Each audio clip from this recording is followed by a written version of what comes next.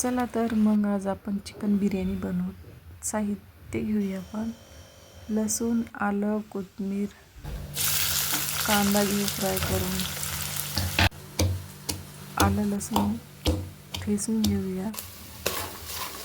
Chicken वाफवून घेऊया. तळलेला कांदा टाकूया.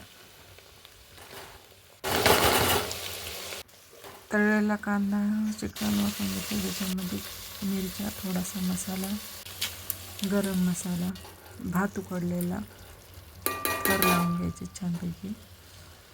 उकडलेल्या भाताचा आणि चिकनचे थर लावून घ्यायचे. त्याच्यामध्ये पुदिना, कोथिंबीर चे पण थर लावायचे. कांदा तळलेल्याचे पण टाकून पांढऱ्या भाताचा असा थर लावून घ्यायचा.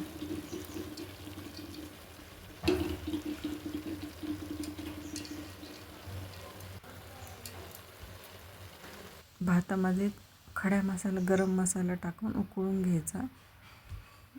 तर आपली छानपैकी चिकन बिर्याणी तयार आहे.